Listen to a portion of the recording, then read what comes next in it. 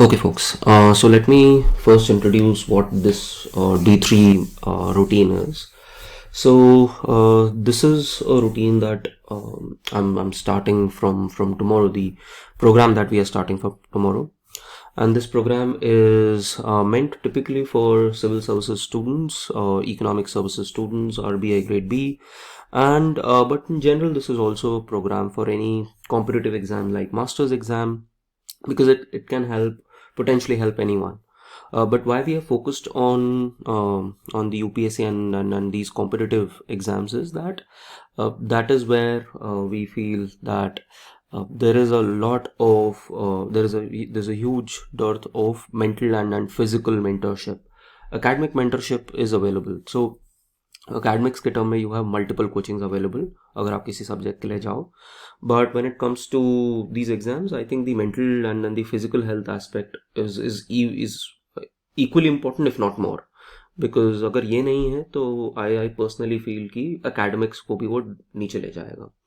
So the sessions that we'll be having from tomorrow will be at 4:15. These sessions will be mandatory web sessions, so you need to have a webcam to attend these sessions. And what I've also done is one-to-one mentorship for these exams is possible only if you are there for the 90 days, because it is 90 days which will help you build this habit into a sustainable habit. पहले 7 दिन बहुत tough होगा and that's therefore मैंने पहले 7 दिन अभी इतना सब कुछ फोकस नहीं किया. Then will come 21 days जब आपको लगेगा कि अच्छा this is coming into my habit now, it is becoming a habit, and 90 days में I don't think you would need anyone's help. So this is how I am going to run this particular program.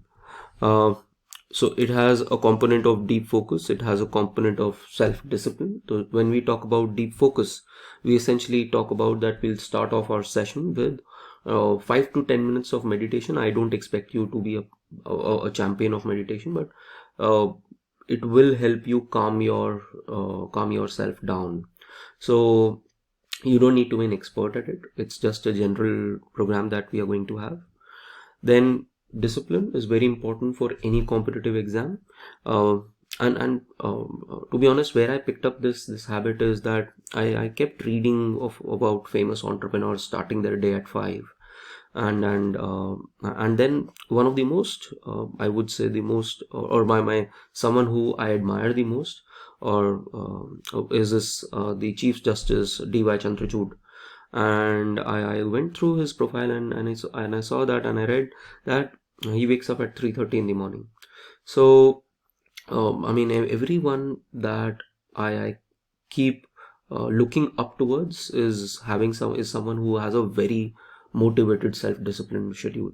That is what we are trying to instill in this particular program as well. And then detox, the third part of this program is going to be detox. So detox in the sense that from 4 a.m. till, am I not audible now? Is there a problem in my mic, folks? Okay, Shrestha, just check. Yeah, so the detox part is going to be that from 4 a.m. till 8 a.m. or till the point some of you are working while preparing for the service. So for them 8 a.m. is not mandatory, but at least till 7 a.m. Your mobiles should be off, and in this mentorship we'll be having a close track on whether you are using any device. So we'll that is the intention, that you should not be disturbed in this time of the day. And the other is, if you're preparing for these services, then whenever you are studying, I mean, you should have your mobile off and it should not be near you. So that kind of a detox. And the final part of this detox is that it's not going to be just a mental thing, it has to be physical. So we'll give you a tracker. We would need the BMI that you have, your weight, your height, and then you would need to follow a customized kind of diet, in the sense that you can't eat anything and you need to have a aerobic exercise half an hour a day. Be it, for me it's HIIT, so I do very intense gymming, but that depends on you. You want to play something, you want to run, but you need to have that half an hour schedule of aerobics in your day where you're breathing heavily. So, and trust me, this will help you. A lot of people will not get it the first day, but this will start helping you with time. So this is the intention that we have. So we'll be tracking your metrics in terms of your physical health, mental health in terms of whether you're coming on time or not, and whether your camera is on, and then in terms of that you need a detoxification from your social media. And if you're serious about this program, and if you're serious about your career, then you need to sleep in early, because it's not possible to sleep at 11, 12 and then wake up at 4. Don't take my example. I'm not appearing for a competitive exam. I have multiple other things. I mean, I'm a teacher as well. I'm doing law as well, and there are multiple other things that I do. So I need that time, and I try to catch up on my sleep on my way to the university or from the university. So uh, in a nutshell, what we are talking about is a physical well-being, a mental well-being, and an academic well-being. Academic well-being is a result, I would say, of the physical and mental well-being. So with this, let me show you. So customized nutrition you need to have. Then you need to have an exercise plan as well. So your physical well-being needs to be there. Then your meditation sessions and your journaling. So once the meditation is over for 10 minutes, then you need to write a journal of what you're going to do in the day, and in the end, when your day finish, you'll also write what you were able to achieve and you're not able to achieve. If there any significant negative or positive thought, you can write it down there. So you need to have a daily planner with you. So you need to have a 2023 diary and a webcam. These two are the things that you can start off with. Then academic well-being is basically general awareness. We'll cover in general, once our session is over, the 20 minutes are over, then we'll cover the daily current affairs. If it's useful for you, great. If it's not useful for you, it's okay, but we'll have that. And then you will have access to the best peer community. I mean, people who are preparing with the same kind of optional. If you want to reach out, so if you're very regular with the program, if you cross that 90-day barrier, I'll get you in touch with any particular civil servant that you want to get in touch with. Suppose you are a political science optional person, so maybe one of the toppers can mentor you. If you're economics, then I'll definitely get you someone from economics. So I'll get you those people to mentoring, academic mentoring as well. But that is dependent on whether you have the right set of characteristic or not, and that can only be seen with time. So deep focus, that's why we call it as D3 program: deep focus, discipline, and detox. So this is the program that we have. You already know some of my students who have gone through this. Is the latest one, 2023 one, and you can scan this just in case. I'll send you a copy of this on the group as well, and we'll start off our program formally tomorrow. My number is incorrect there. It's 9899444111. Yeah, so all of you do have my number. It's just error of sorts. Okay, fine. Let's start with what we were doing. So last class we were covering the budget aspect. So how does the budget work, the analytical portions of the budget, and the structural portions of the budget. तो जब हम budget के बारे में बात करते हैं, हम किस चीज़ के बारे में बात करते हैं? We talk about two things: the analytical portion. We typically talk about when we talk about budget, the structural aspect, or what I call as the anatomy, कि बजट दिखता कैसा है, डॉक्यूमेंट्स कैसे दिखते हैं, and the other aspect is the analysis. आज हमारा ये वाला पोर्शन है, एनालिसिस वाला पोर्शन है, ठीक है. Now when we talk about the analysis portion, analysis, or usually ये जो part है, this will be a part of your prelims. This can also be a part of mains. जैसे 2021 के mains के अंदर एक question आया था, explain the revenue side of the budget, and another year would be explain the capital side of the budget. So usually अगर आपको, if you talk about prelims, so if you don't understand this, you'll never be able to understand the analysis. तो इसीलिए I've already sent you 2 lectures which are already there on Edfolio. So you can go on Edfolio. There's a free program which is known as Budget 2023. उसमें already जो first 2 lectures हैं वो इसी के ऊपर है. So you can have a look at those lectures. उसमें you will get the structural aspect जो मैंने last session में भी cover किया था, but very briefly. You need to know that in and out. When we come to analysis, and this is where the mains aspect और majorly mains aspect आता है. Prelims में इसमें क्या आएगा एनालिसिस में, you need to know the schemes. ठीक है, I will show you all the schemes and वो स्कीम्स आपको इन एंड आउट पता होने चाहिए. इट्स नॉट जस्ट कि आपने पढ़ लिया, इट्स नॉट जस्ट कि आपने विजन की वेबसाइट पे वो देख लिया, विजन की उसमें देख लिया. You need to go inside and check the website of the entire scheme. उसको explore करो. If you want a summary of it, you can always go to ChatGPT. किसी ने सुना ChatGPT? Is anyone aware about the technology side? क्या चल रहा है? ये भी prelims का question है, by the way, this year. So I'm expecting a question in ChatGPT this year. ChatGPT is basically run by a AI model.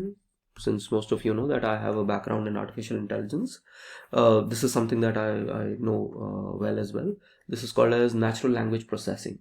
तो it's an AI based model. It's something like कि इसका एक छोटा version मैं आपको बता देता हूँ क्या होता है. आप लोगों ने शायद से देखा होगा, आप टाइप करते हो तो टाइप करते हुए आपको नेक्स्ट वर्ड प्रिडिक्ट कर देता है. ठीक है, या फिर अगर आप जीमेल खोलते हो तो आपने, have you seen this kind of a Gmail जहाँ पर आपकी जीमेल के अंदर you have these tabs of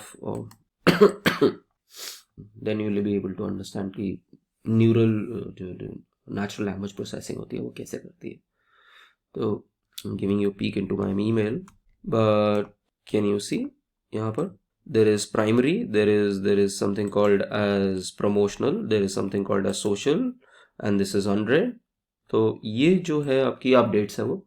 सो ये जो है this is done by Google on the basis of your text, कि वो टेक्स्ट पढ़ता है और टेक्स्ट के बेसिस के ऊपर वो डिसाइड कर देता है कि इसको मुझे कहाँ भेजना है. सिमिलरली योर जीमेल में आप मेल लिखते हो तो आगे के वर्ड वो प्रिडिक्ट कर देता है.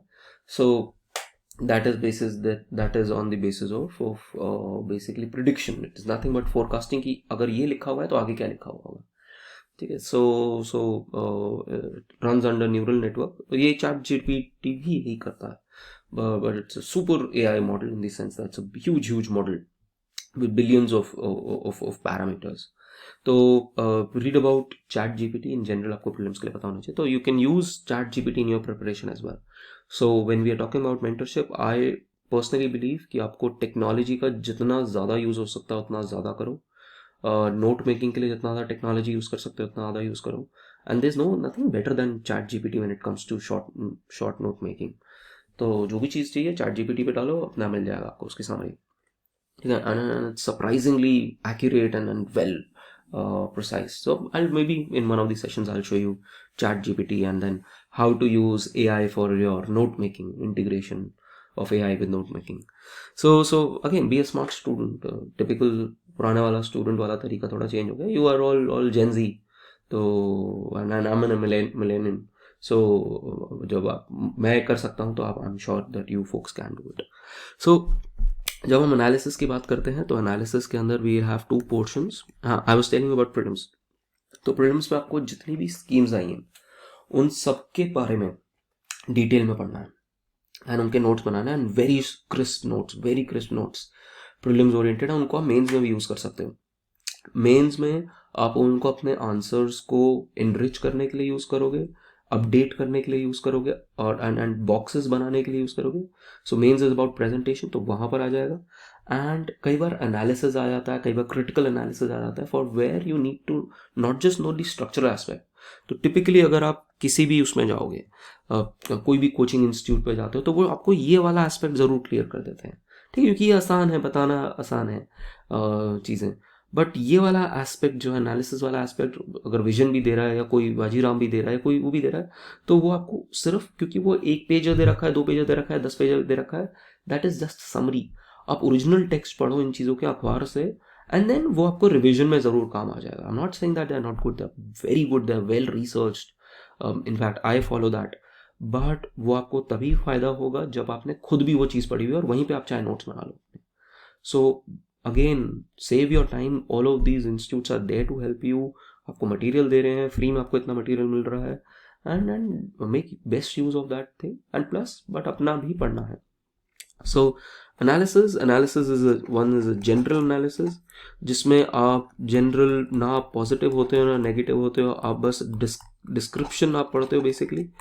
कई बार इसके अंदर पॉजिटिव चीज़ें भी आती हैं, बट क्या क्या हुआ वो यहाँ पर कवर्ड होता है. ठीक है, general descriptive, I say descriptive budget reading out, that is important. You need to know what is happening, but दिमाग जहाँ लगेगा वहाँ पर आएगा critical analysis. And until unless this skill of yours is develop, आप कभी मेंस नहीं clear कर पाओगे. और ये स्किल आना बहुत मुश्किल है. इसके लिए आपको चाहिए कि कोई ऊपर से आपको सुपरवाइज करे कि आप लिख कैसे रहे हो. And if I tell you one, except for one attempt जिसमें मेरा हिंदी फेल हो गया था एंड नहीं हुआ था सिलेक्शन, उसके बाद से मैंने लिखना छोड़ दिया था. And that is where this became a major problem for me, that I thought of myself that I am the best person, I'm a professor in the university, मुझसे अच्छा कौन लिखेगा. And later on by the time मेरे last attempt था, तब तक मुझे realise हुआ कि यार आजकल के जो बच्चे हैं वो किस तरीके से प्रेजेंट कर पाते हैं, अपने आंसर्स को सेल कर पाते हैं, वो नहीं कर पा रहा था. My information was heavily loaded with data and बहुत रिच था, but that is not what UPSC wanted. UPSC wanted crispness. UPSC wanted कि अगर एज अ ब्यूरोक्रेट अगर आपको एक पेज में डिस्क्राइब करनी है चीज़ें तो कितने अच्छे से दिखा सकते हो. So you need to sell your answer, and to sell your answer you need to analyze and present. So critical analysis के अंदर we will see two portions कि critically analyze का आपका presentation कैसा होना चाहिए in general, और दूसरी चीज़ जो हमें देखनी है उसमें हमें देखना है positives and negative sides कैसे evaluate करना है. How to write an answer which is multifaceted or polyfaceted answers, where you talk about positive, you also talk about negative, yet you are diplomatic in the sense you are answering in the way which is befitting of a future civil servant. तो उस तरीके से आपको answer लिखने हैं, rather than कि अच्छा हिंदू ने बिल्कुल बैश कर दिया एक पर्टिकुलर आर्टिकल में, तो मैं वो बोलूँगा. तो आपको इमोशंस को अपने कंट्रोल करना है, दोनों साइड की स्टोरी पढ़नी है.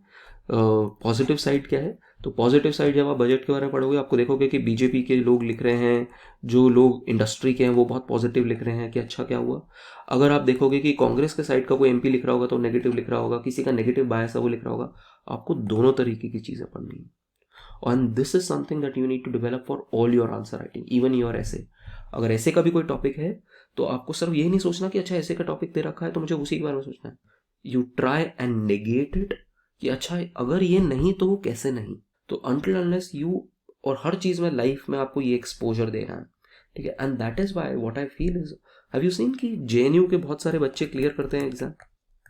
Have you ever seen this कि व्हाई इज जेएनयू, सुना है जेएनयू का कैंपस से बहुत आईएएस निकलते हैं.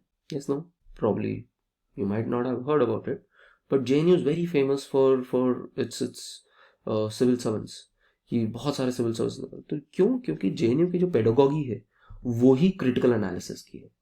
and that is where they help you develop that other aspect. So that is what you need to instill in your answer writing, that have both parts and then try to write it diplomatically in your answers. So this is how I can probably help you academically. ki are you using the right kinds of words, are you expressing yourself, are you answering the question or not.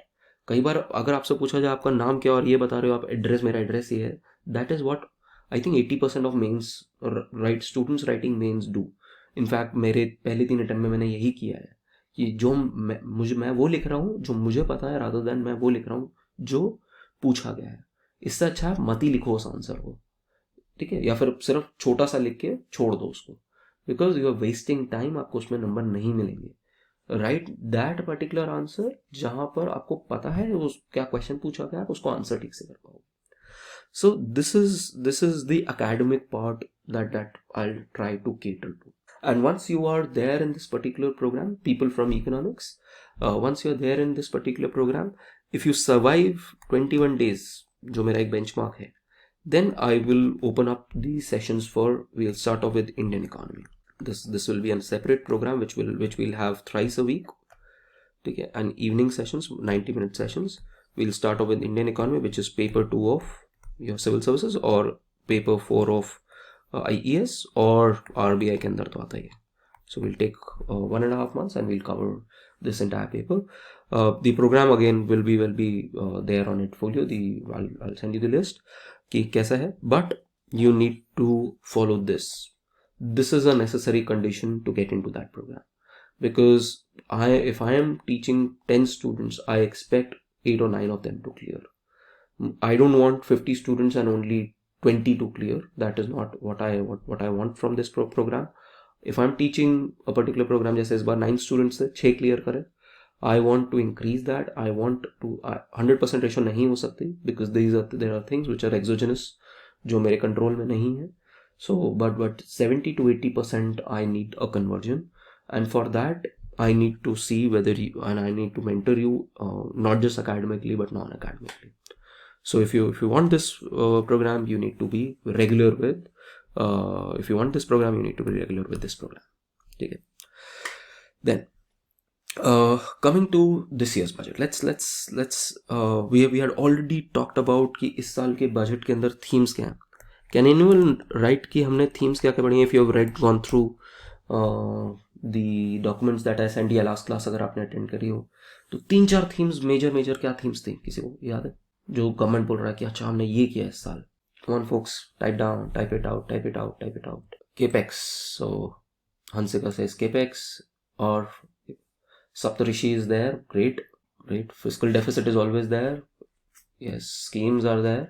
Good. चलो. So when जैसे मैं आपको budget, अच्छा मैंने आपको note नहीं भेजा, मैं आज आपको कंप्लीट करके एक सिंगल पेज के ऊपर I will send you the entire thing, budget का क्रिटिकल एनालिसिस भी, सारा का सारा एनालिटिकल पोर्शन भी, और स्ट्रक्चरल एस्पेक्ट भी. स्ट्रक्चरल इन द सेंस कि जो हमारा जनरल एस्पेक्ट है. तो notes should be such. And the other thing is, please do not, you can take help from other people's notes, but आपको notes अपने ही आपको हेल्प करेंगे. आप नोट्स मुझे बोलो, मैं आपको नोट्स दे दूंगा, बट आपको वो नहीं हेल्प करेगा. आपको मेरे नोट्स समझ ही नहीं आएंगे until unless आपने खुद भी अपने नोट्स बनाए हुए. So and when we are in that peer group, सारे नोट्स भेजेंगे, मैं आपको नोट्स भेजूंगा. So peer group doesn't mean कि you are competing with each other. अगर आप मेरे पीयर ग्रुप के अंदर हो, you are not in competition with your peer, you are in competition with everyone else. So peers के अंदर we will help each other, and सारे के इसी तरीके से सारे निकलेंगे. So if one person is following, आप साथ में हेल्प करोगे. Every person will be working together in this particular program, and we'll come to economics. ठीक है. So budget के ऊपर we have capex. ठीक है. We have something called as सप्तऋषि. ठीक है. अब कुछ चीजें ना आपको रटनी पड़ती हैं. देखो कोई आप सिविल्स कर रहे हो, ठीक है, आपको आप बोलो कि नहीं मैं रटूंगी नहीं, आप उसको रटना बोल लो, मैं उसको एल्गोरिथम बोलता हूँ. ठीक है. जैसे I give you small example. मेरा परमुटेशन कॉम्बिनेशन बहुत ही खराब था, बहुत ज़्यादा खराब था जिंदगी. मतलब मैं I use to sink under the table the moment that this topic use to start in the class. So but फिर मुझे एक बड़े अच्छे मेंटर मिले लाइफ में, अरुण शर्मा. शायद आप लोग में से कुछ शायद जानता हूँ, उनकी बुक कैट की बुक आती है. ठीक है. And this man change my life and it comes to CAT and CSAT, मतलब कैट इन जनरल. ठीक है. ही टॉट मी कि अच्छा ठीक है यार, आपको अगर वो आपका एनालिटिकल माइंडसेट नहीं है तो आप क्या करो, आप परम्यूटेशन कॉम्बिनेशन के अराउंड 17-18 टाइप ऑफ क्वेश्चन होते हैं. ठीक है. उससे ऊपर क्वेश्चन ही नहीं है. मतलब अगले 500 साल में भी उसके अलावा क्वेश्चन बन ही नहीं सकता परम्यूटेशन कॉम्बिनेशन. ऐसे टाइम स्पीड एंड डिस्टेंस में 5 से 7 तरीके के क्वेश्चन है, उससे ज़्यादा क्वेश्चन बन ही नहीं सकते. तो उन्होंने क्या किया, उन्होंने मुझे 15 से 17, उनकी बुक में भी है, 15 से 17 तरीके के वो बता दिए कि भाई ये तरीका है. अब आप बोलो कोई, अब मेरे साथ मेरे जब मैं सिविल्स के लिए प्रिपेयर कर रहा था, मेरे साथ IIT सारे चारों के चारों मेरे बैचमेट्स जो थे, फ्लैटमेट्स थे, वो सारे के सारे IIT कानपुर के थे. अब वो कहते थे भाई तू रट रहा है. मैं कह रहा हूँ रट रहा हूँ, बट तुम कोई भी क्वेश्चन ले आओ दुनिया में, मैं सॉल्व कर दूंगा. इनफैक्ट कई बार एक टाइम आया था उनको भी इशू होता था तो मैं सॉल्व कर देता था. तो पॉइंट इज कि उसको आप रटना बोल दो, मेमोराइजिंग कर दो, आप उसको एल्गोरिथम बोल दो, एल्गोरिथम भी ऐसे ही काम करता है, इनपुट दो और आउटपुट मिल जाता है. बट आपको कई चीज़ें याद करनी पड़ेंगी when it comes to civil services. अब वो याद करने का तरीका आपका अलग है, मेरा अलग है. तो जैसे मैंने इसका सप्तऋषि का बनाया हुआ है. IIM बेसिकली इंक्लूसिव आपका डेवलपमेंट होगा.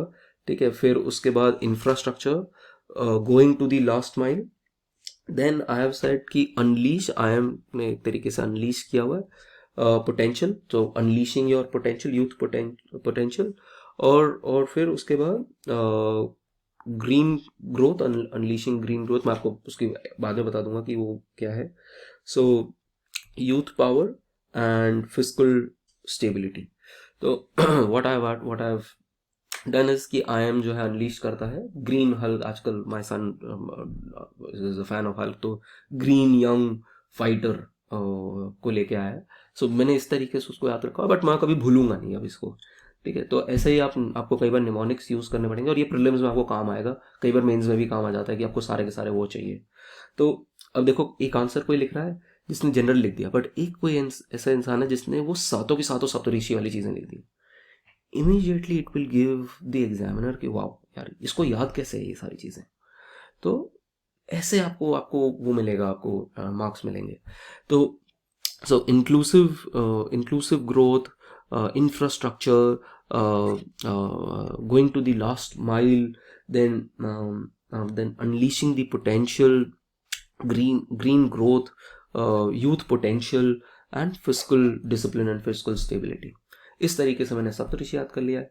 तो सप्तऋषि आपका बहुत ही बड़ा फोकस है. इसी के अंदर आपको बाकी सारी चीज़ें भी मिल जाएंगी. फिर हमेशा हम टैक्सेशन के बारे में देखते हैं कि टैक्सेशन के बारे में क्या हुआ. टैक्सेस में, पर्सनल टैक्सेस में काफ़ी चेंजेस आए हैं.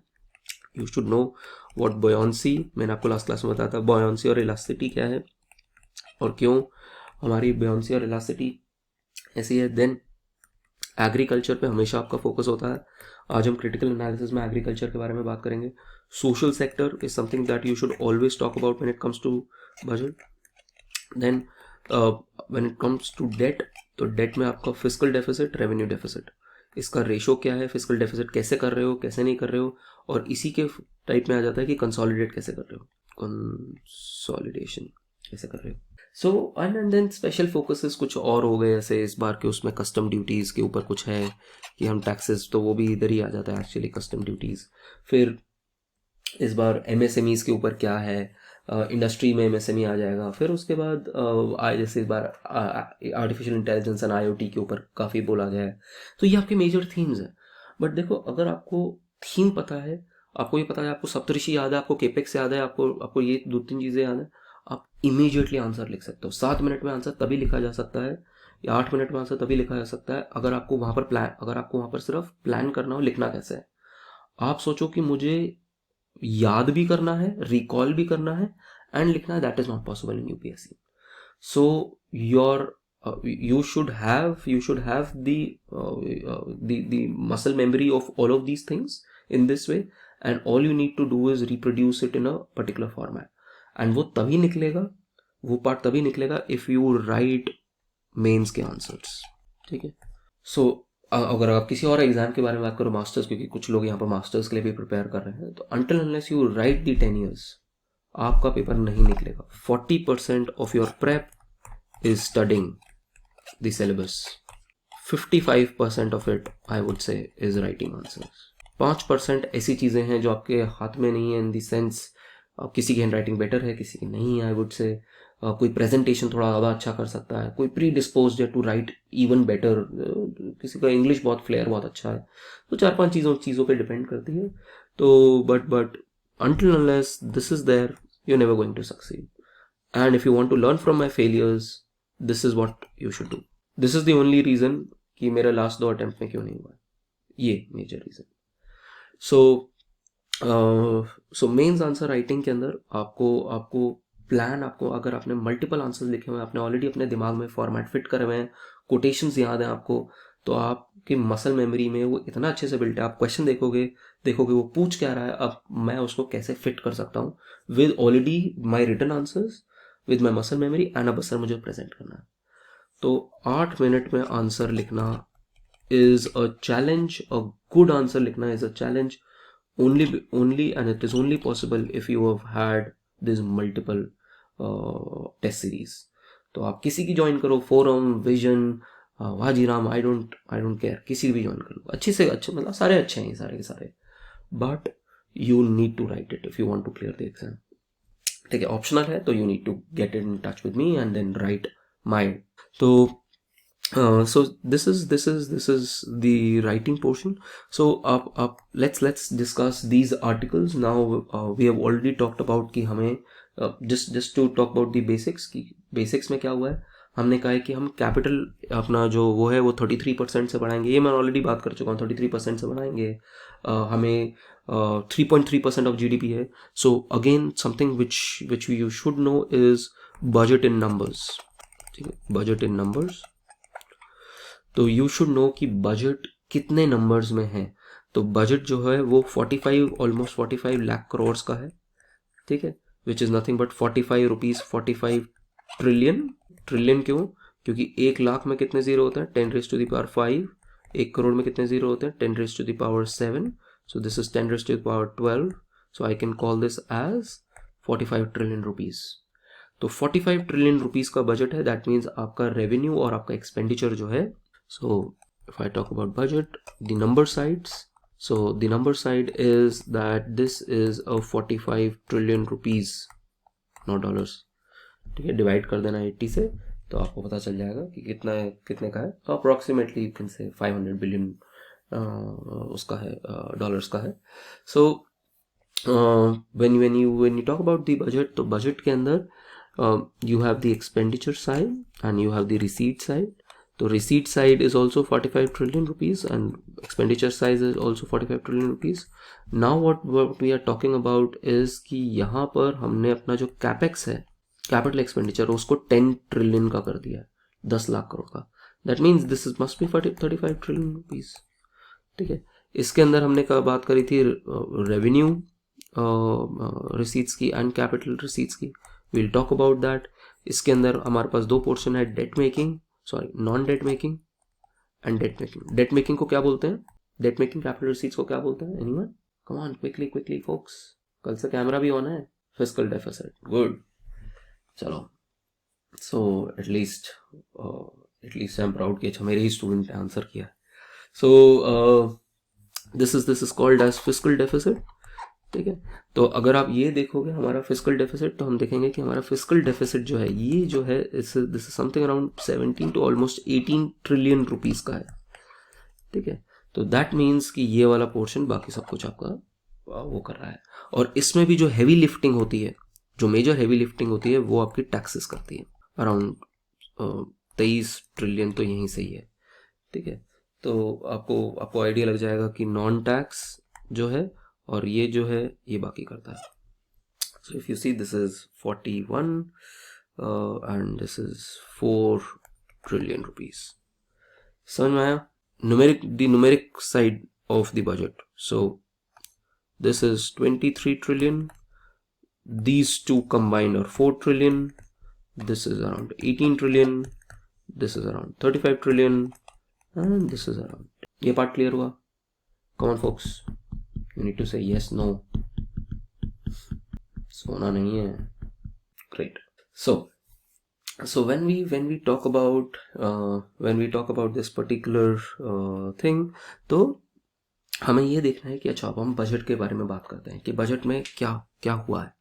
ठीक है, इसी से अगेन ये जो चीज़ है ये एनालाइज करना काफ़ी इंपॉर्टेंट होता है कि बजट देखना है ऐसा. अब सरकार क्या कह रही है? The government is saying that I have increase this portion by 33%. तो that means essentially this was earlier around 7.5 trillion which was last year. This was 2022-23, क्योंकि हम 23-24 के बारे में बात कर रहे हैं, हम बजट एस्टिमेट्स. ठीक है, तो कई बार आपको ये भी देखना है कि जब बजट कह रहा है कि 33% बढ़ा है, तो 33% as what? Is it as a percentage 33% on budget estimates पिछले साल के, क्या रिवाइज एस्टिमेट्स? तो ये आपको कई बार देखना होगा और ये आपको आर्टिकल्स में दिखाई देगा. So when you are writing कि अच्छा 33% बढ़ गया, अरे 33% किस चीज़ का? ये तो बताओ. पिछले साल के बजट एस्टिमेट्स का कि पिछले साल के रिवाइज एस्टिमेट्स का? या फिर एब्सोल्यूट नंबर दो कि भाई पिछले साल 7.2 ट्रिलियन रुपीस था, अब 10 ट्रिलियन रुपीस है. So you can't just throw numbers and expect कि जब when you are writing an economics paper, think like an economist and reason like an economist. You can't write random things. So when we talk about this thing, तो हमें पता है कि सरकार ने यहाँ अपना एक्सपेंडिचर इंक्रीज किया, बट उससे भी पहले इंपॉर्टेंट चीज़ है, सरकार जब बजट मेकिंग प्रोसेस करती है तो सरकार सबसे पहले क्या करने की कोशिश करती है, the government first of all fixes a number. What does the government fix as a number? The government fixes what is going to be my nominal GDP. ये नंबर्स कहाँ से आते हैं? हमें अभी नंबर्स पता चल गए, अब हम बैकवर्ड इंडक्शन कर रहे हैं और पीछे जाने कि नंबर्स कैसे आएंगे. तो सरकार सबसे पहले क्या करती है, the finance minister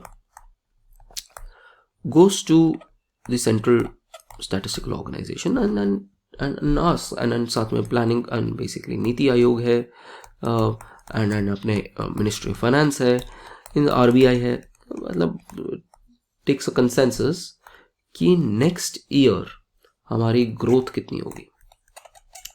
so when we talk about our growth, we essentially are talking about कि ग्रोथ दो तरीके से होती है, nominal growth and real growth. Nominal growth है तो when we say growth, basically growth of GDP, तो GDP की ग्रोथ दो तरीके से देख सकते हैं, one is nominal and the other is real. When we talk about nominal, it is basically P1 into Q1, present prices into present quantity, and real growth is P0 upon Q1.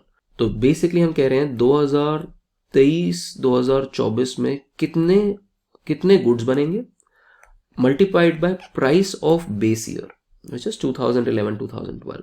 This is called as real GDP. This is again 2023-24, but this is current prices कि 2023-24 में prices क्या होंगे.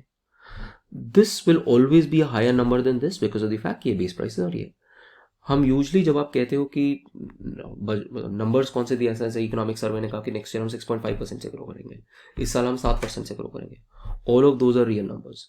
But budget में usually जब हम numbers use कर रहे होते हैं as a percentage of GDP, वो सारे के सारे नॉमिनल GDP के नंबर्स होते हैं. So right now let's see the size of our GDP right now. If you see the size of our GDP, nominal GDP, so the size of our nominal GDP right now is somewhere around 275 trillion rupees. तो आप कह सकते हो 275 lakh crore. You can also say this as 275 lakh. ये हो गया 275 लाख या 2 crore 75 lakh crore. It is also called as it can be called as 275 trillion rupees. This can also be called as approximately 3.1 trillion dollars. ठीक है, आप किसी भी वे में लिख लो. सो तरीका वही है, कान पकड़ने का अलग अलग तरीके से आपने उसको लिखा हुआ है. तो ये आपका करंट साइज है 2022-23 में. This is your current size. Now what you plan to do is you plan कि अब हमारा नेक्स्ट ईयर का क्या होगा. तो सरकार ने इन सबसे पूछा और सबने कहा कि हमें टारगेट करना चाहिए 10.5% नॉमिनल ग्रोथ. दैट मीन्स आपका P1 into Q1 of 2023-24 should be 10.5% more than this particular figure, which approximately comes to 300 trillion rupees. या 300 lakh crore. This is the target. This is the first step with which the finance minister Nirmala Sitharaman would have started her budget making exercise. अब मुझे पता है कि मुझे इतनी मेरी GDP है. अब अगर मेरी नॉमिनल GDP इतनी है तो उसके बाद आप सबसे पहले देखते हो, क्योंकि आप बोरो इतना करते हो, सबसे आप देखते हो कि मुझे कंट्रोल कितनी करनी है अपनी बोरोइंग. मैं अपने खर्चे और रेवेन्यूज, तो तब रेवेन्यूज भी देखूंगा अपने कि रेवेन्यूज कहाँ से आएंगे, क्योंकि dependent on this you can expect कि अच्छा आपके रेवेन्यूज कितने होंगे और आपके एक्सपेंडिचर्स कितने होंगे, क्योंकि वो बिकम्स अ पार्ट बयानसी. जब हम कहते हैं कि टैक्स बयानसी, गिवन कि आपका GDP इतना है, आपके कितने टैक्सेस हैं, यही तो बताता है टैक्स बयानसी. क्या बताता है? दैट अगर आपकी इनकम X से इंक्रीज करेगी तो आपके टैक्सेस Y से इंक्रीज करेंगे. This is tax buoyancy. So based on your buoyancy you can get to know कि अच्छा मेरा रेवेन्यू कितना होगा. प्लस पॉलिटिकल चीज़ें भी हैं, फॉर एग्जांपल डिसइन्वेस्टमेंट में किसको करूँगा, कितना करूँगा, वो सारी चीज़ें पॉलिसी मेकिंग डिसीजंस हैं. बट टैक्स ये नॉमिनल फिगर आना बहुत ज़्यादा ज़रूरी है टू इवन एस्टिमेट्स के मेरे रेवेन्यूज कितने होंगे और मैं कितने पॉसिबल एक्सपेंडिचर कर सकता हूँ. Are you clear till this point? यहाँ तक क्लियर है अभी तक? पक्का सबको following? So we try to see is कि हमारा जो जो इतना ये जो हमारा इतने ट्रिलियन रुपीस का हमारा जो ये बजट है, तो उसके बेस पे रेवेन्यूज कितने होंगे, एक्सपेंडिचर्स कितने होंगे, and then you kind of see इसके बेसिस पे कि मुझे मेरा फिस्कल डिसिप्लिन कितना होने वाला है। आप सबसे पहले जब आपकी सैलरी आती है तो क्या करते हो, एटलीस्ट जब मेरी सैलरी आती है तो क्या होता है, सबसे पहले तो वो क्रेडिट कार्ड का बिल जाता है, क्योंकि सबसे इंपॉर्टेंट चीज़ है। तो you might see at your home as well कि अच्छा रेंट जा रहा है, सुबह महीने के स्टार्टिंग में सबसे पहले ये जा रहा है, क्या कहते हैं, आपका क्रेडिट कार्ड के बिल्स जा रहे हैं, ये सारी चीज़ें सबसे पहले आप टारगेट करते हो। तो इसीलिए सरकार भी ऐसी चलती है, सरकार सबसे पहले देखती है कि यार मुझे कितना बोरो कर सकता हूँ मैं इसमें से। तो this time the government said कि I will limit my self my physical deficit to 5.9%, क्योंकि आगे जाके उसको फिजिकल डेफिसिट बाय 2025-26 जो है उसको फिक्स करना है 4.5% of GDP, nominal GDP of this particular year, ठीक है, 4.5%। तो अगर आपको फिजिकल कंसोलिडेशन के पाथ में जाना है तो उन्होंने कहा कि अभी 6.4% था इसका, अभी जो हमारा फिजिकल डेफिसिट है वो 6.4% ऑफ दिस नंबर है, अब मुझे कंट्रोल करना है टू 5.9% ऑफ दिस नंबर। तो उससे फिक्स हो गया कि अच्छा यार 18 ट्रिलियन रुपीज जो है is the maximum amount that I can borrow, this is what I am trying to borrow, and based on my other revenue things कि मेरा मुझे इतना रेवेन्यू होगा टैक्सेस से, इसके बेसिस पे आपको पता चल गया कि आपका जो टैक्स रेवेन्यू होगा वो अराउंड 23 ट्रिलियन रुपीज का होगा।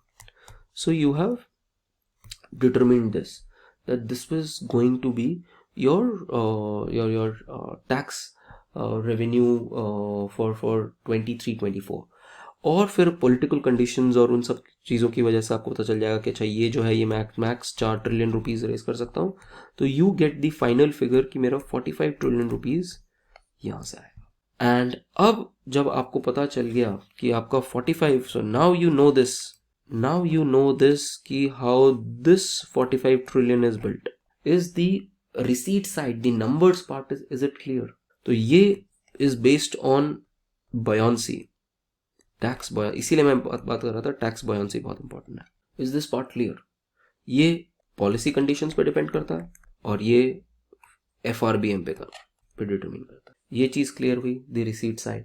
yes, no folks, come on, चलो, good। so let's now talk about, तो हमने ये फिक्स कर दिया कि हमारा 45 trillion rupees is fixed here. Now comes the part of the expenditure side. तो दैट मीन्स अब आपके पास इतना एक्सपेंडिचर है। अब उस एक्सपेंडिचर में भी कुछ एक्सपेंडिचर है जो कमिटेड एक्सपेंडिचर है, ठीक है। So there are some kinds of expenditure which are committed expenditures, जो आप चाह के भी कम नहीं कर सकते। कमिटेड एक्सपेंडिचर्स हैं जिनको आप कुछ भी करके कम नहीं कर सकते। फॉर एग्जाम्पल सैलरीज हो गई, पेंशन हो गई, इंटरेस्ट पेमेंट हो गई, इनको आप कुछ नहीं कर सकते, ये आपकी हिलेंगी नहीं। And the problem, and you know the major problem is कि आपका जो इंटरेस्ट पेमेंट है that is a huge portion of your receipts. 50%, कई स्टेट्स के लिए 80% है। तो सोचो आपका इतना ज्यादा अगर कमिटेड एक्सपेंडिचर हो जाएगा तो यहां पर आप स्पेंड क्या कर पाओगे। एंड देश इससे चलता है, देश इससे नहीं चलता। तो इसीलिए आप अपने कमिटेड एक्सपेंडिचर्स को कंट्रोल करने की कई बार मतलब फ्यूचर में कोशिश करते हो, वो इसलिए कोशिश करते हो कि अगर आप फिस्कल डेफिसिट कंट्रोल कर पाओ। So you try to control that, and इसीलिए you see government is going towards Agnipath scheme, pension ना हो, एनपीएस, अब ये NPS versus old pension scheme इसीलिए प्रॉब्लमैटिक है। So you need to know again, if you're writing an answer on say साल अगर question है एनपीएस और ओल्ड पेंशन स्कीम पे, if someone is not writing this, you're just writing words, you're just writing stuff, चीजें जो हर कोई लिख सकता है, हर कोई विजन पढ़ रहा है, दुनिया में सारे विजन पढ़ रहे हैं, जितने भी मेंस लिख रहे हैं 12,000 बच्चे, उन सबने विजन पढ़ा है। तो मतलब एटलीस्ट 10,000 ने तो पढ़ा। तो how are you different, how are you going to come into that top 1%, how are you getting to the first 90 ranks? इसी में तो मिलेगा आईएएस, ठीक है। तो आईएएस अगर इसी में बनना है तो यही करना पड़ेगा आपको, इसी तरीके से आंसर लिखने पड़ेंगे। तो देन कम्स की कमिटेड एक्सपेंडिचर हमारे ये है, फिर कुछ एक्सपेंडिचर है, चार्ज एक्सपेंडिचर्स होते हैं, उसको तो आप कुछ कर ही नहीं सकते। फॉर एग्जांपल सैलरीज ऑफ जजेस, कैग, यूपीएससी मेंबर्स, इनको तो आप वोट भी नहीं कर सकते हो। तो ये कमिटेड एक्सपेंडिचर इन सब में, वैसे तो इसी में आ जाता है, सैलरीज वैलरीज के अंदर ये पोर्शन आ जाता है, सैलरीज पेंशन में, but I am just highlighting it that part. And बाकी जो है आपकी सब्सिडीज हैं, बाकी स्कीम्स हैं, तो वो जो है वो यहाँ पर आ जाएंगी, ठीक है, स्कीम्स एंड सब्सिडीज। और फिर आपका कैपिटल एक्सपेंडिचर है। अब पिछले कुछ सालों में what the government is trying to do is that the government is pushing really hard on the aspect of the government is pushing really hard on the aspect of capital expenditure. वो capital expenditure को बढ़ाए जा रही है as compare to revenue expenditure. So there's a wonderful analogy for this, which is for every 1 rupee borrowed, for every 1 rupee that is borrowed till 2019-20, वो 1 रुपए बोरो जो आपने किया उसमें से 70 पैसे जो है वो स्पेंड हो रहे थे ऑन रेवेन्यू एक्सपेंडिचर। और आज की डेट में सरकार 2023-24 के बजट में उसको नीचे ले जाके 48 पैसा कर रही है। This is what I call as analysis. इस एनालिसिस के बिना आपका आंसर इनकम्प्लीट है। एंड ये एनालिसिस होने के लिए you need someone from economics to do it, generalist can not do that, ठीक है। तो इसीलिए आपके आंसर्स एक इकोनॉमिस्ट के आंसर्स रिफ्लेक्ट होने चाहिए when you are writing optional, IES और इवन सीएससी। एंड सरकार इसको क्यों इंक्रीज करना चाह रही है? सरकार इसको इंक्रीज करना चाह रही है because if the investment is more than given capital in incremental capital output ratio, your GDP will be much higher. This is something like instant gratification. इसके बेसिस पे आपको रेवेन्यू एक्सपेंडिचर के बेसिस पे आपको इंस्टेंट वोट्स मिलेंगे, इसके basis पे आपको लॉन्ग टर्म ग्रोथ मिलेगा। This is how you should choose your matrix properly कि आप क्या करना चाहते हो अपने what kind of I mean country do you want. So this is how we are going to go about this particular course as well, understanding things analytically. Then so government, अब बात करते हैं गवर्नमेंट ने क्या किया। Government ने यहाँ पर ब्लॉक कर दिया $10 ट्रिलियन, तो दैट 10 ट्रिलियन रुपीज, तो यहाँ पर 35 ट्रिलियन है। उस 35 ट्रिलियन में भी कुछ कमिटेड है, तो बाकी जो बचे पैसे हैं वो आपको इनमें डालना है। So what you will realise is that because the government is committing itself towards, so if we talk about the expenditure profile now, if we talk about the expenditure profile, what we will see is that the government, क्योंकि government ने capex increase किया है, तो government अपना जो revenue expenditure है वो जो है उसको कम करने, क्योंकि कमिटेड तो आप कम नहीं कर सकते, कमिटेड तो कमिटेड हैं, ये तो ब्लॉक्ड हैं, तो जो बाकी हैं आपके नॉन कमिटेड, तो which you will see as government schemes, ठीक है। स्कीम्स भी मल्टी तरह की हो सकती है, centrally sponsored scheme and central sector scheme, ठीक है, सेंट्रल सेक्टर और स्पॉन्सर्ड स्कीम्स जो स्टेट्स के साथ में है, और स्कीम्स हो गई, और सब्सिडीज हो गई। सब्सिडीज में 3 तरीके की subsidy, fuel subsidy, fertiliser subsidy and food subsidy. Then तो इसमें हम देखेंगे कि सरकार ने इन दोनों को बहुत ज़्यादा गिराया है, ठीक है, पिछले साल से। तो आपको अगर यहाँ पैसा खर्च करना है तो यहाँ तो बचाना पड़ेगा कहीं ना कहीं, इसको तो आप चेंज नहीं कर सकते। सो गवर्नमेंट ने यहाँ पर fertiliser subsidy and food subsidy में मैसिव रिडक्शन किया है। सेंट्रली स्पॉन्सर्ड स्कीम्स में फॉर एग्जांपल NREGA में काफ़ी पैसा बचाया है यहाँ पर। तो वी विल सी कि how much money they have saved if time permits, but again I will otherwise ask you to go through these articles. तो सरकार को यू विल सी कि इसमें कम किया है सरकार ने। हेल्थ और एजुकेशन पे ऑलमोस्ट सेम पैसा रखा है जो लास्ट ईयर का था, तो वहाँ पर कुछ इंक्रीज नहीं किया। सेंट्रल सेक्टर स्कीम्स में कुछ स्कीम्स में इंक्रीज किया है। गवर्नमेंट का फोकस जो है, गिवन नेक्स्ट ईयर बजट है, गवर्नमेंट का जो फोकस है वो जल जीवन मिशन पे है। सो इस पे काफ़ी ज़्यादा फोकस है सरकार का।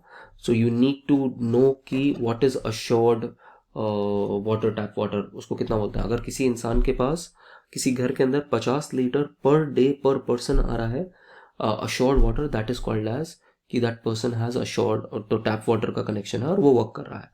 सो दैट इज द कंडीशन। तो इस पे बहुत ज़्यादा फोकस है सरकार का, again because it's an election year and this is a very important scheme which gives a lot of electoral mileage.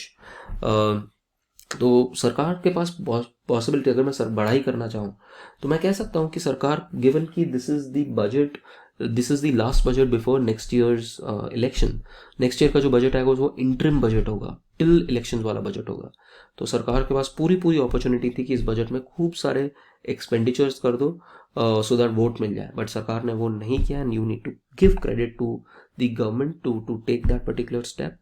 And bold steps, to bold when I say. NREGA में पैसा कम नहीं करना चाहिए था, आइडियली कहीं और उनको देखना चाहिए था. It's a very important scheme for rural employment.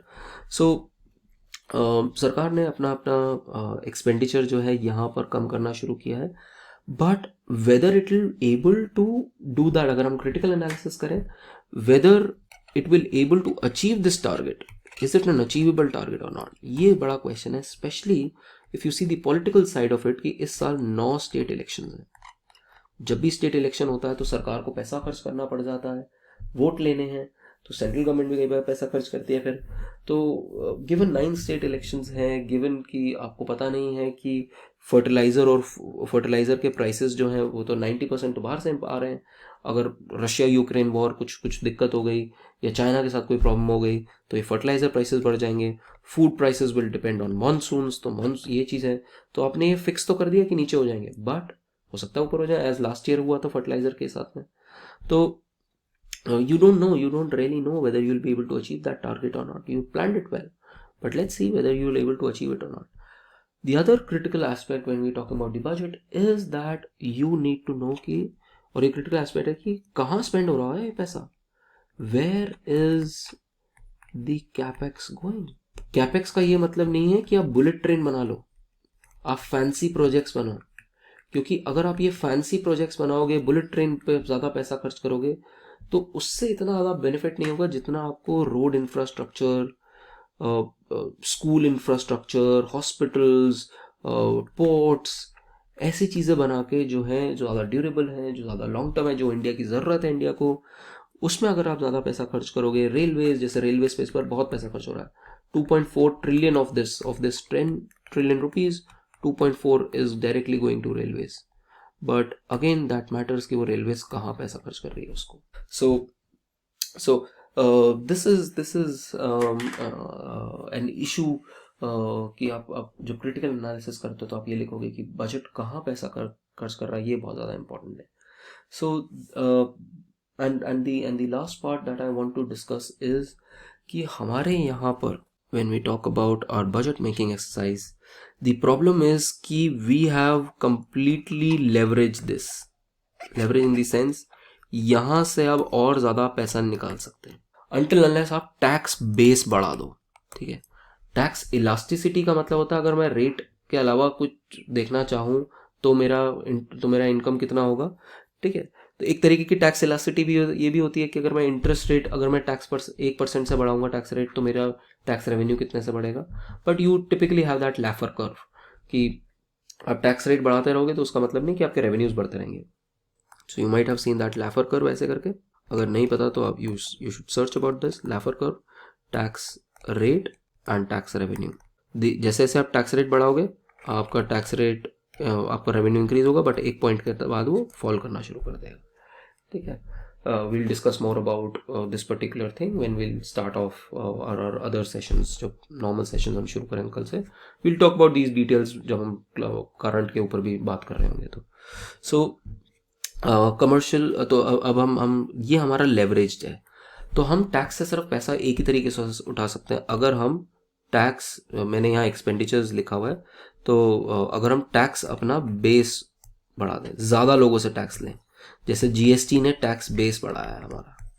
ठीक है, ऐसे हम अगर डायरेक्ट टैक्स कोड ले आए, तो सरकार कुछ सालों में डायरेक्ट टैक्स कोड भी लाने वाली है, तो उससे हमारा टैक्स बेस जो है, ज़्यादा लोग टैक्स देंगे. बट द प्रॉब्लम इज़ कि मैं यहाँ पर आपसे एक्चुअली बात कर रहा था ये वाले उस पर, कि हमारा ये जो पोर्शन है this is leveraged, completely leveraged. इसमें इससे ज़्यादा आप नहीं पैसा उठा सकते, इससे ज़्यादा नहीं उठा सकते. ये हमारा ऑलरेडी एफआरबीएम से फिक्स्ड है, तो सरकार को किसी तरीके से यहाँ से पैसा उठाना है. बट यहाँ पर भी आप बहुत ज़्यादा पैसा नहीं उठा सकते. तो that essentially gets into the fiscal federalism portion, कि सरकार को स्टेट गवर्नमेंट्स को बोलना है कि भाई आप अपने पैसे रेज करना शुरू करो, और स्टेट गवर्नमेंट्स को नीचे क्या कहते हैं लोकल गवर्नमेंट्स को एम्पावर करना है कि आप अपने पैसे रेज करना शुरू करो. That is another focus of this years budget which talks about कि आपको आप किस तरीके से आप अपना डिसेंट्रलाइज्ड फाइनेंसिंग आप उठा सकते हो. ये हर साल के बजट में भी बात होती है, इस साल भी बात हुई है, बट कोई फोकस नहीं करता इस पर, क्योंकि कोई एम्पावर नहीं करना चाहता रियली म्यूनसिपैलिटीज़ को, लोकल पंचायत समितिज़ को, क्योंकि अगर वो बहुत इंपॉर्टेंट हो गए तो एमएलएज और एमपी को कौन पूछेगा फिर. So there is a power struggle between these three organs in the sense of governance, these three levels of governance. सबसे ज़्यादा इंपॉर्टेंट जो है वो सबसे ज़्यादा इग्नोर्ड है, local governments. There is a wonderful book जो मैं आपको जो लोग इकोनॉमिक्स के अंदर होंगे या जो इन जनरल जो मुझसे और पढ़ रहे होंगे, I will talk about a book called blind spot. It's a recently written book which talks about municipalities and local governments. ठीक है, will talk about it. So this is something which the government is now doing. तो हमें अब आप पूरा जब आप focus देखोगे, जितने भी आप आर्टिकल्स पढ़ोगे, अब आपको समझ में आना शुरू होगा कि अच्छा अब मुझे अगर क्रिटिकल एनालिसिस करना है, ये जो चीज़ लिखी हुई है इस आर्टिकल में क्यों लिखी है, किस पर्सपेक्टिव से लिखी है. And the last thing you should always notice who is writing, उसका क्या है बेनिफिट. एक मैं आपको आर्टिकल दिखाता हूँ. Again R Nagaraj is a professor, तो अच्छा बहुत अच्छा आर्टिकल लिखा हुआ है, you should read that. Rama Kumar is also from I think IIT Madras, टेस्ट से हैं.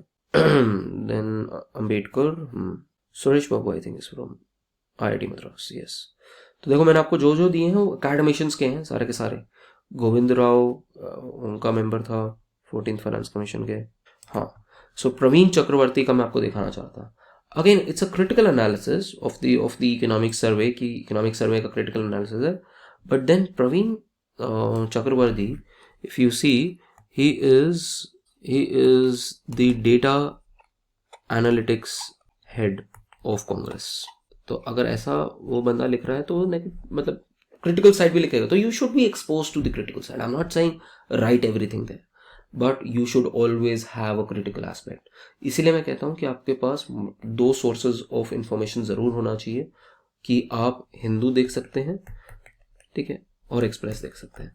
ये दोनों के दोनों पेपर्स जो हिंदू और एक्सप्रेस दोनों के दोनों क्रिटिकल एनालिसिस अच्छा करते हैं. ये चीज़ आपको मिसिंग होगी बाकी सारे में. इसीलिए मैं दूसरा पेपर जो बोलता हूँ इकोनॉमिक्स वालों के लिए, मैं बोलता हूँ बिजनेस स्टैंडर्ड पढ़ना है, इकोनॉमिक टाइम्स नहीं पढ़ना है. ठीक है, so business standard and once you are in the optional programme then we cover that aspect as well. But even for GS, जब जीएस के लिए विल बी जब हम करंट भी बात कर रहे होंगे, तो I will give you that exposure of critical analysis. सो जितना भी हम करंट अफेयर्स में कर पाएंगे. I have not still thought of a program for GS, pure GS economics, but just in case that there, then we'll have this portion as well. So ये आपको analysis करना है. Now what I want to do is for today, I want you to go through these critical analysis articles.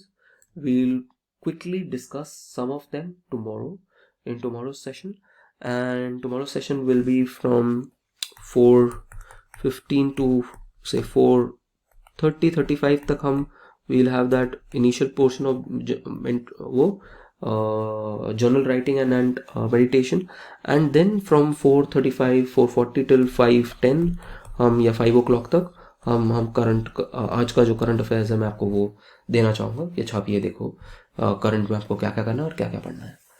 ठीक है, if this is optional current affairs वाला. If you don't want to do this, you I mean अगर आप masters के लिए prepare कर रहे हो और कोई और एग्जाम दे रहे हो, कॉर्पोरेट्स में हो, किसी भी चीज़ में हो, I know couple of people attending are from the corporate sector है, तो if you want to attend you can attend. But उसके बाद से 4:45 के बाद से, if you are not attending this session, 4:45 से लेके आप 7:45 तक you will keep your mobile of.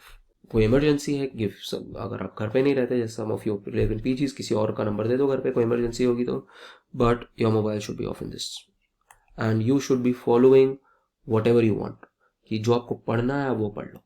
ठीक है, अगर आपको इस टाइम पे पढ़ाई नहीं होती, नींद आ रही है, एक्सरसाइज कर लो 1 घंटा। बट आपको इस टाइम पे पर बेस्ट पोर्शन है, this is the golden hour which I say आपकी लाइफ का। अगर आपने ये गोल्डन आवर कैप्चर कर लिया, आपने अपने अपने so to draw analogy from cricket, आपने पहली बॉल पे छक्का मार दिया है और फिर आपका ऑपोजिशन सिर्फ आपके साथ कैचअप कर रहा है। तो चाहे वो आपके कॉम्पिटिटर्स हो, चाहे इन जनरल हो, आपको अपने आप ही फील होगा कि अरे क्या स्टार्टिंग हुई है डे की, और अब मैं अपना ये डे वेस्ट नहीं करना। So this is that you need to follow from tomorrow. I be talking about some part of your diets, कि आपको डाइट कैसे रखना है अपना। If you are part of this programme, you need to have a good diet. आप weekend पे खा कर लो जो आपको करना है, ठीक है, ज़्यादा भी नहीं बट कर लो। Weekends are a little bit free, but weekdays you need to run like this. And then we'll talk about a little bit of exercise and other things tomorrow. आज के लिए आप ये सारे आर्टिकल्स पढ़ लो, ठीक है, they are very good articles. And tomorrow we will start off, we'll kick off with our session. I'll send you the details on the group if you want to enroll for this. Otherwise current तो आप in any case you can attend, ठीक है. Thank you very much folks. I hope I'll just give you the scan again just in case जो लोग बाद में आए थे. What we had talked about, अगर किसी का मिस हो गया, so we had talked about this deep focus program that we have, that we are going to talk about the deep focus. हम सुबह सुबह mentoring करेंगे and sessions होंगे. इसके लिए आपका वो ज़रूरी है, webcam, and I'll give a Google sheet for your diets and your exercise, and a feedback thing as well. Or if you sustain in this program for 90 days, then we'll have one-to-one mentorship. And if you have economics as your optional, then you can only enroll for that optional paper 2 if you are here for 21 days. So deep focus is the portion जहाँ पर हम meditation के बारे में बात करेंगे and journaling के बारे में बात करेंगे. Then we have self discipline in terms of exercises and in terms of waking up on time. And then we have detox, जिसमें हम mobile and all, especially if you're preparing for services next year or this year, you should be off Instagram, Facebook सब बंद कर दो immediately, ठीक है. And this is the program. So we're talking about physical well-being, mental well-being and academic well-being. Academic well-being is a result of physical and mental well-being. अगर ये दोनों नहीं है तो आपका तीसरी चीज होना बहुत मुश्किल है. So we'll be talking about customized nutrition, motivation, exercise plans, and your meditation. कोई बहुत चैंपियन नहीं बनना मेडिटेशन में, सिंपल मेडिटेशन करनी है. Mental wellbeing in writing your journals and meditation sessions. And academic well-being के अंदर हम general affairs, your peer community will be there with you to help you out in notes and tests. जो भी civils के लिए दे रहे हैं, बाकी आप अपनी कम्युनिटी भी बना सकते हो if you are doing something else. So we are talking about deep focus, discipline and detox. Then you already know these students of mine. You can scan this if you're late about the program. You can scan this and then enroll in the program. ठीक है. So folks, that's all from my side. I hope you had a good start for your day and just capture this particular day. Carpe diem, as it says. Okay folks, bye bye.